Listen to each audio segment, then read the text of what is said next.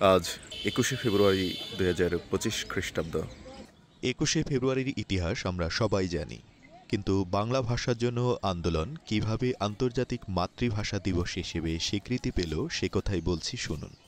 কানাডার ভ্যাঙ্কুভার শহরে বসবাসরত দুই বাঙালি রফিকুল ইসলাম এবং আব্দুস সালাম প্রাথমিক উদ্যোক্তা হিসেবে ২১শে ফেব্রুয়ারিকে আন্তর্জাতিক মাতৃভাষা দিবস হিসেবে ঘোষণার আবেদন জানিয়েছিলেন জাতিসংঘের মহাসচিব কোফি আনানের কাছে ১৯৯৮ খ্রিস্টাব্দে।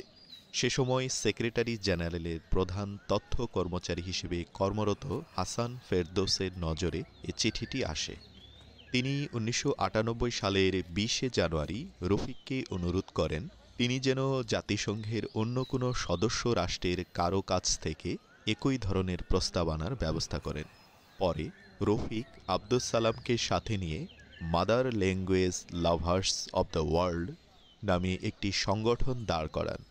এতে একজন ইংরেজি ভাষী, একজন জার্মান ভাষী, একজন ক্যান্টনি ভাষী, একজন কাচ্চি ভাষী সদস্য ছিলেন। তারা আবারও কোফি আনানকে a group of mother language of the world এর পক্ষ থেকে একটি চিঠি লেখেন এবং চিঠির একটি কপি ইউএনওর কানাডীয় দূত ডেভিড ফাউলারের কাছেও প্রেরণ করেন।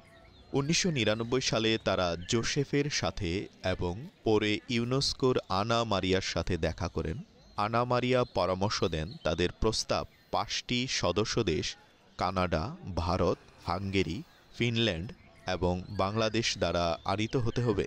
তারপর বাংলাদেশের বিভিন্ন প্রস্তাবের পক্ষে সমর্থন দানে ২৯টি দেশ অনুরোধ জানাতে কাজ করেন। ১৯৯৯ খ্রিস্টাব্দের ১৭ই নভেম্বর অনুষ্ঠিত ইউনেস্কোর প্যারিস অধিবেশনে প্রস্তাব উত্থাপন করা হয়।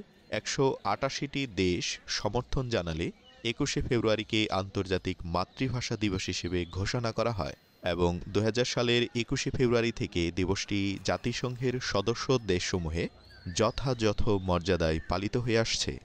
২০১০ সালের ২১শে অক্টোবর বৃহস্পতিবার জাতিসংঘ সাধারণ পরিষদের ৬৫তম অধিবেশনে এখন থেকে প্রতি বছর ২১শে ফেব্রুয়ারি আন্তর্জাতিক মাতৃভাষা দিবস হিসেবে পালন করবে জাতিসংঘের এ সংক্রান্ত একটি প্রস্তাব সর্বসম্মতভাবে পাশ হয়।